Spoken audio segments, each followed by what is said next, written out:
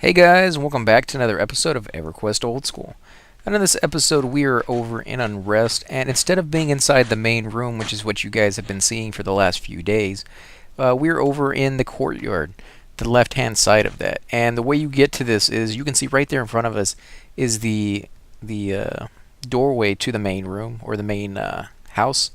And instead of going straight ahead like you normally do when you come in through the zone, you take the left and you follow the wall.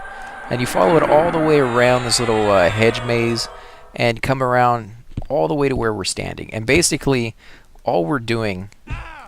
Sarud's still a leader, okay. So all we're doing right here is just basically killing yard trash. And there's quite a bit of it out here. Sometimes you will get overwhelmed. Basically, the pooler has the hard part because not too many things spawn over here where we're at. And most of them won't immediately jump you even when they do. So please. Sheesh. No pleasantries. Nice. But yeah, it's they nobody even said hello to this guy. They just like, I want my so as soon as he joined. It's like a enchanter joining and everybody's like clarity before they even say hello. You know, it's like, come on, you know, a little civility. Of course he knows that everybody wants clarity or whatever his is, KEI, you know, breeze, whatever it is at his level, but you can at least say hello to the guy. But yeah, I mean, when you go out there, everything's ready to attack. And there's quite a bit roaming around, so it's really up to the pooler to be able to get manageable groups. And it's kind of hard sometimes because these beetles, believe it or not, are very aggro. I mean, they're somewhat low level, the ones around us, but you get further out there, a little bit higher level, obviously. But you have to worry about them because they, like this one right here, he saw our monk from like 40 feet away. That's a pretty big aggro radius. Now we got this tormented dead that's walking a little closer. If that was a beetle, it would have aggro. So watch out for the beetles is all I'm saying. They have a big aggro radius. And see, we've already got another one coming. And you can just see how that adds up. It builds up. And if you had pulled maybe 2 or 3 or 4 creatures at any one time, because the pool wasn't as nice as you would have preferred it to be, or maybe several creatures spawned on the way back from your pool and you managed to get them as well by mistake, or not on purpose anyways, maybe not a mistake, but you weren't planning on it, and then you get back with those creatures and you're doing fairly well, and then these beetles start adding into it, it can pretty much overwhelm you. So you do have to watch out for that.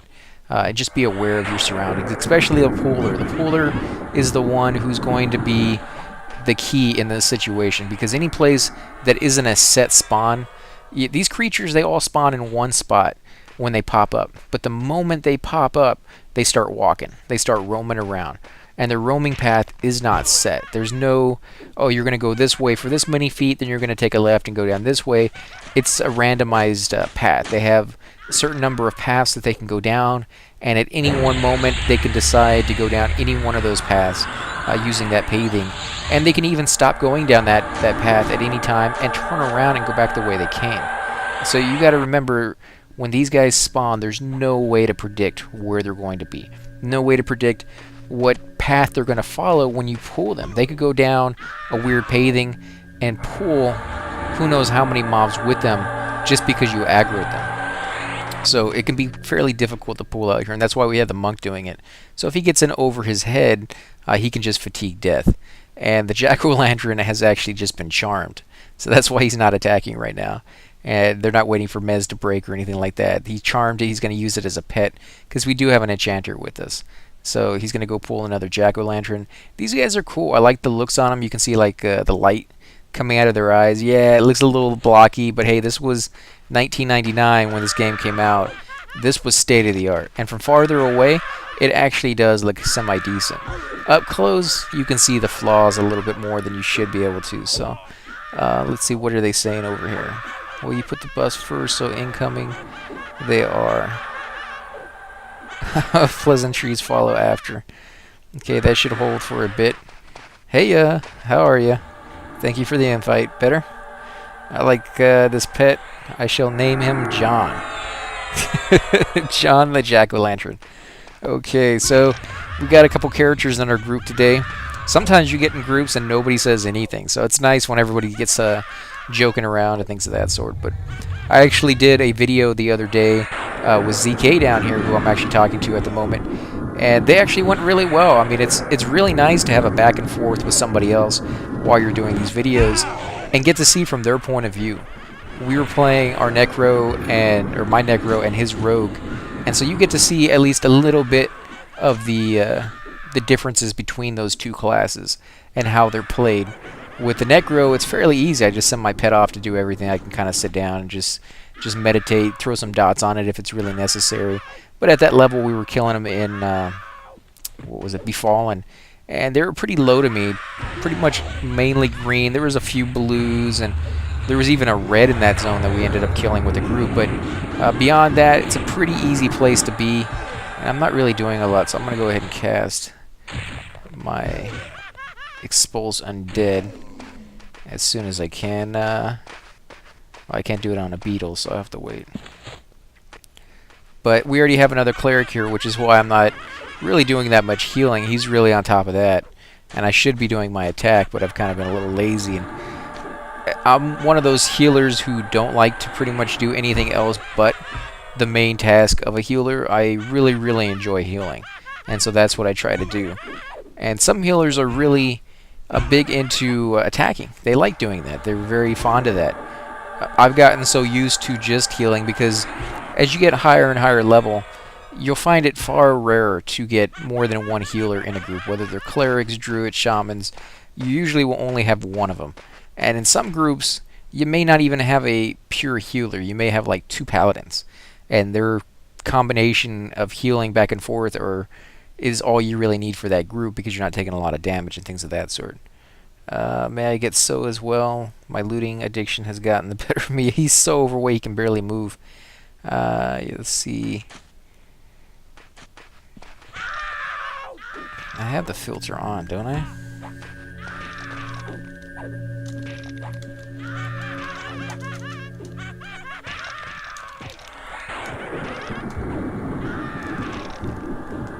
Let's see. Bad words hide. Okay, so I guess they don't consider that a bad word, but yeah, I'm sorry about that, guys. I hate putting language in my videos, but it is an MMO. It's really hard to stop sometimes what people were saying, because they don't even know I'm recording, you know. So I don't tell every single group that I join, hey, I'm recording, you know, here it is. But no, I just join, have a good time.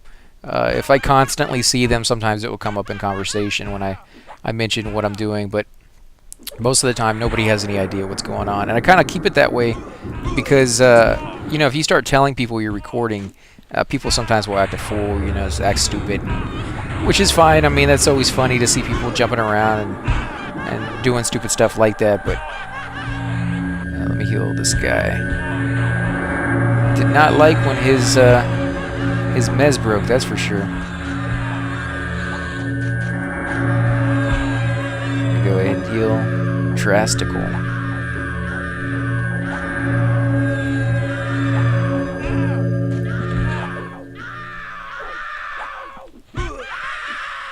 But yeah, it's interesting to see from a different person's point of view something that you've already seen from your own. And that's kind of what it was with the 2 videos, is you could watch it from a Necro's point of view, and then you could watch it from a Rogue's point of view. And granted, we weren't in a group yet, but eventually as we level, we will start doing more and more groups, and you'll actually get to see how the different classes interact with each other. And one of the things that I remember playing my Shadow Knight was that when you pull, really all you know is pulling. When you tank, all you know is tanking.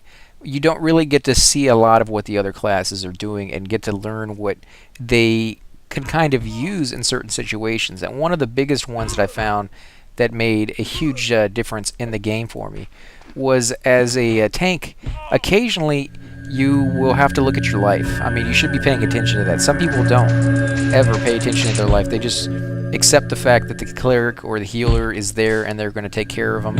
And I was actually one of those people who did that for the most time.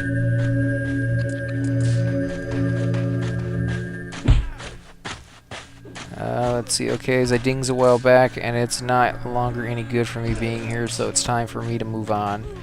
You will do well. So I guess he's not getting experience here anymore because he got too high. What level is he? Madar. I think that was our enchanter too, wasn't it? Let's look. Madar is a 19 necromancer. So not very good for a level 19 necromancer out here apparently. What level are these beetles? Green. They're green to me at level 15. And he's level 19. So yeah, like 90% of the stuff out here will be too low for you. But one of the things I remember with my tank was that I wouldn't watch my health that often. And there'd be situations where I'm very, very low on health. And the healer just needs a few more seconds to heal me. But I don't know that. I'm not paying attention to it. He's not saying anything. He's just hoping that his power will go up fast enough that he can start to heal me. Just that one more heal will probably give me like 2-3 bubbles at that level.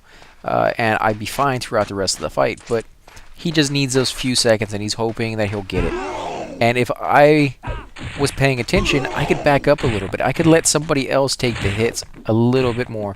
And the further you are away from the creature, sometimes will actually lessen the blows that they have on you. So as a tank, you normally want to be right on top of the creature, as close as you can possibly get, because the closer you are, the more aggro you'll be able to hold and build up, because he'll hit the first person normally that's closest to him that has the most aggro. You have to do a whole lot to get that creature to stop attacking somebody and literally walk over to somebody else. And I've mentioned this in the past before. You can see it where the creature will turn towards somebody and then turn right back to the tank. And that means he hates that person, and if that person was standing right there next to him, he'd be hitting that person.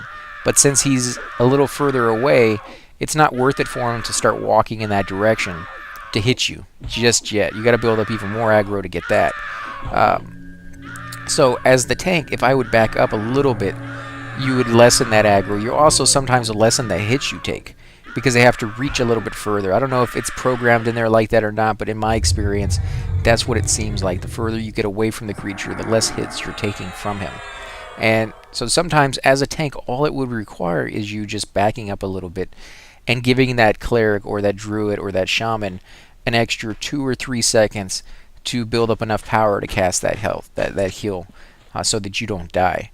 And I noticed that once I started playing a cleric, I realized that fact. You know, I'm sitting there hoping that the tank would back up. You know, you can't really type it out either, because by the time you type out, you know, back up a little bit, I just need a couple seconds, you've already gotten your couple seconds and you should be casting your spell. And so, you know, it's one of those things that if you don't instinctively know it as a tank and you're not paying attention, you're probably gonna die. The cleric may get that health off on time if he's lucky, but you know, you could help him out so much more, and of course then you wouldn't die and the group chances would go up and the killing could continue a lot faster, and it just works out so much more for everybody else, including yourself.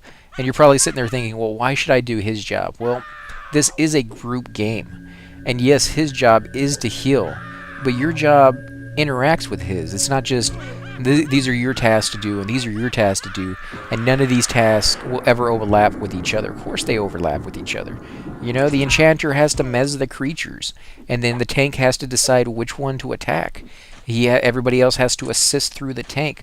You're all working together to get the same job done. So if you're thinking that I can just concentrate on what I'm doing and ignore everybody else, well, yeah, you can play the game for the most part like that, but you're not going to be anywhere near as good at your class if you do. You need to learn what everybody else is doing. You need to learn why they are doing what they're doing, and when do they get new spells? What are they looking forward to in the next few levels? Because I think it's like every 15 to 20 levels, the way you play the game will dramatically change. At level 1 through 15, you heal a person when they're damaged. When they have, you know, a couple hits on them, you heal them, period. That's all you do. You get them back to full life. At this level, we actually started seeing a little bit more where I don't do that. I don't heal them necessarily right off the bat. And the reason I don't do that is because if you have more than one creature on that person when you heal them, they will stop attacking that person, the other 2 or 3 mobs that he doesn't have complete aggro on, and they will start attacking you. And so most of the time it's actually worth it for you to wait until the fight is, you know, halfway over or completely over before you heal him up back to close to full life. But now that our spells are actually doing so much healing, Sometimes I get him up to like 97%. I don't waste the power to get him the extra 3% because my spell does 11%. That would be a waste of power, a waste of health that he's not getting.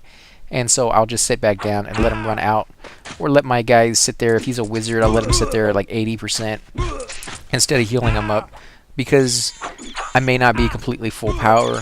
I don't want to waste what little power I have, and chances are he won't take another hit for quite some time. He's a wizard, he's an enchanter. They don't get hit too often, and for the most part you actually see that their own health regeneration will heal them over time, and they won't get hit again for, you know, a good hour, 2 hours sometimes. And so wasting that power to constantly keep everybody full life is just not the way to go at this point. But that's dramatically different from the way you were playing just a few levels ago. And the same thing is going to be said when you get to higher levels. When you get to 49 with the Cleric and you get complete heal, and I know I've mentioned this in the past, med, I got 70%, there we go. But yeah, when you get to the complete heal stage at 49, I think it's 49, maybe 39, but when you get that, completely and totally drastically changes the game. When you have your superior heals and things of that sort, you have to cast them far more often to keep up with the damage that's being taken by your tank. And because you have to cast them far more often, you get aggro far, far, far more often because of it. And the reason I'm, you know, emphasizing that you get a dramatic difference is because when I was playing, I remember going from every fight having to worry about aggro. I mean, I wouldn't get hit every fight. I'd be able to balance my aggro pretty well, but every fight you had to worry about it. You had to decide during that fight, do I heal him now, or do I wait a little bit and then heal him up? He's getting hit really, really hard, really, really fast, so I have to heal him before he dies, and I know I'm going to get aggro anyways. I mean, that's just going to be something I have to accept. But once you start getting complete heal, all of that goes out the window. I remember it was like night and day. I got complete heal and literally never had to worry about aggro ever again. I literally waited until he was down to like 20%, would cast my 10-second complete heal. I'd get the timing down pretty well. On every tank is a little different. You kind of had to figure out the timing on it. But I'd heal them around 2 to 3% when that's all they had left of their life. And it would completely heal them all the way back up. And I would get no aggro. The creature wouldn't even bat an eyelash at me, because by that point everybody had done drastic amounts of aggro. The enchanters have already mezzed everybody. The necros have already dotted everything that they're going to dot. You know, everybody has already done everything that they were planning on doing to that creature. And so by the time I heal, he doesn't even, you know, bat an eyelash. He doesn't even think anything of me at all, because it's not a big deal. I don't know where those guys came from. So yeah, I mean, you have to change with the game, and the reason I mention that is because other classes go through the same kind of changes. I don't know what the equivalent of complete heal would be for a monk, or, you know, a wizard. Maybe wizards probably would be an ice comet, but it's interesting. You know, it definitely changes the way things work. Ice comet is pretty difficult for a wizard because it does so much damage that it pretty much steals aggro, you know, regardless. I don't care if you were fighting that creature for an hour. He uses, you know, his ice comet if it's still alive afterwards, which it probably shouldn't be if you've been fighting it for an hour. But you know, I don't know any creature you can fight for an hour with a group, but even a dragon doesn't take that long unless you guys suck pretty bad. And if you guys suck, you probably all die within about 5 minutes anyway. So, but you know, for instance, if you cast that, he'd still get the aggro because it's just one of those spells every single time. Don't bez, let me take him. Well, I guess you could just take him, but it'd go through all our power. Let's see. But yeah, you just ask around, learn where people are going at certain levels. I mean, it is a social game, so if you plan to group with other people, even if you know of a really, really good zone. I knew you were low on mana, rest up. I'm out of power now.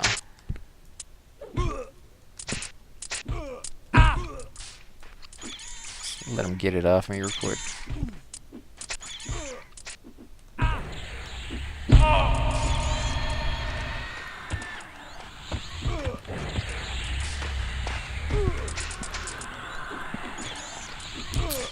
But yeah, I mean, even if you know of a really good zone that you want to go to, if all your friends are deciding, and even not your friends, but just people that you group with, are all deciding that they're going to go to a different zone, that's where they plan to go because there's a bonus to the dungeon or something along those lines, well, it's kind of unfortunate, but that's, kind of where you have to go if you want to, start grouping with the people that you know. Now, granted, the game is big enough and there's plenty of players on the server. I think we could all use some medding. Yeah, a little bit. There's plenty of players on the server that you can still go to another zone and probably find an entire different set of people that you've never even grouped with or talked to or experienced anything with hunting in that zone. So it's really up to you. Do you like to broaden your horizons on your friendships? Do you like to have a huge group of people that you call friends, or do you like to have a little tiny close-knit group of people that are really, really good friends that you can call on when really crappy things happen? Thank you for the. Can I get a so later? Gotta go, guys. Thanks for group. So we're losing our tank here, or our bard. I think it was a bard actually. But yeah, I mean, in my experience, I like to have a broad range of people with a small group of really close-knit friends. But it's a little different sometimes. I mean, you'd be surprised that some of the people that you thought were just, acquaintances that you met a couple times end up being some of the best friends that you end up getting. And some of the people you thought were really, really good friends just disappear. Things happen in their life, and you just never hear from them again, which is kind of sad because you guys formed a relationship of friendship, and things just happen, unfortunately. So you can't really ever get attached too much to anybody in the game, but it is cool to know somebody pretty well and group with them and just have a lot of laughs. I mean, those are the things that you'll remember about this game. And I don't know, I think it's pretty much the same way with life. It's hold on a second, not when you're looking like a zombie at work. Okay, so everybody's still here. Are we losing another person too? Oh, we got another 15 cleric coming over here. Wow, that's gonna be what, 3 clerics in this group? That's ridiculous. It's gonna be crazy. I know we all have expulse undead, but and you got to think about that too when you're deciding where to go.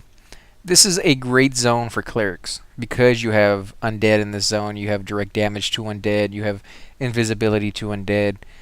Because it's a great zone for clerics and paladins, you'll see a whole lot of clerics and paladins here, and therefore you have competition for once as a cleric.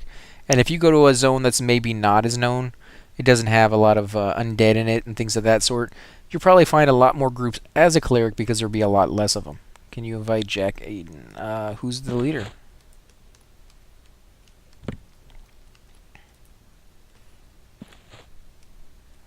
Oh, he just said it in the sentence. Aiden is the leader.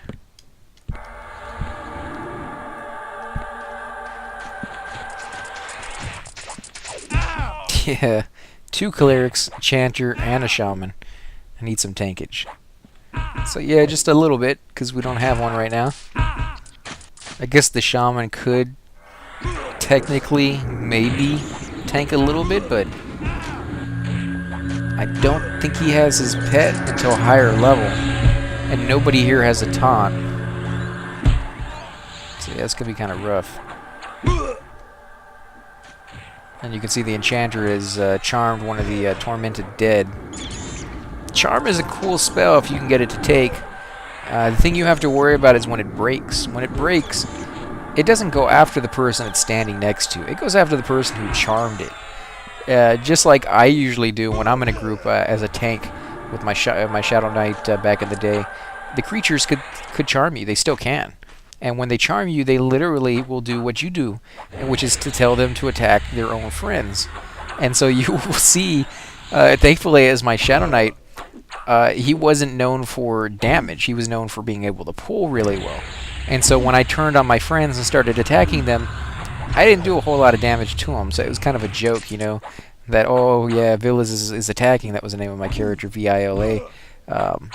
And they'd be like, yeah, he's attacking, and I'm like, yeah, whatever, because you can still type, you just can't do anything. Your character is completely controlled by the computer. If he wants to tell you to run off into a fire pit and die, that's where your character runs off and dies in a fire pit, and then you have to go back and figure out how to get your body back. So it can be kind of a headache when it comes to charm, but as long as you let somebody know you're charmed and you have like an enchanter in the group, they can like dispel magic and get it taken off of you, and you go back to the fight. But when charm breaks, the first thing you kill is the enchanter. The same thing for this. When charm breaks, the first thing they attack is the enchanter. And I don't care how good of a tank you are, almost never can you get that guy off of the enchanter. You just have to kill it, burn it down and destroy it, or let him charm it again. And that's where things get a little sticky, because if he wants to charm it again, he could get resisted, get resisted the whole time he's getting hit. And you got to remember, he picked out that guy because the guy was really good. I mean, he wants the highest level mob, the strongest one, the one that does the most damage with as many hit points as possible mob. He's not going to pick a little death beetle if he has the option of picking the tormented dead.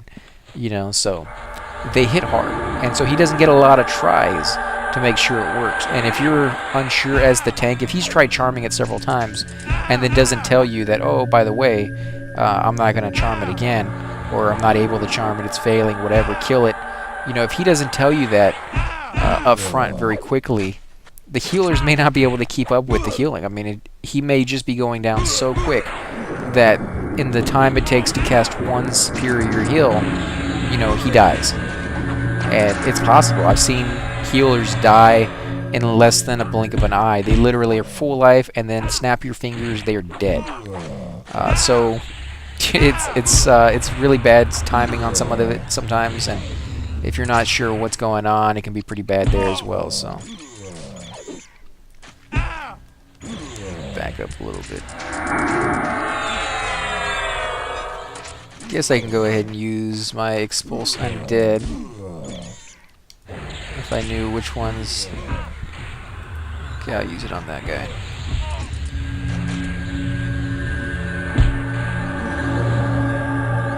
Uh, 89 points of damage, not bad at all. That's pretty nice. Let's see how much power did it use. Almost a full bubble, unfortunately. But the direct damage on it is amazing. 89 points of damage, wow. And that will be the last time that you feel like a wizard playing a cleric. You won't ever really use your direct damage spells ever again. But they are pretty nice against the dead. I gotta give it to them on that one. So we're going to go ahead and end the episode here, guys. Again, I want to thank you for watching. If you like these videos, please hit the like button, subscribe. Definitely leave comments down below. I'd love to hear back from you guys. I also want to say I'll catch you on the next episode. And take it easy, guys.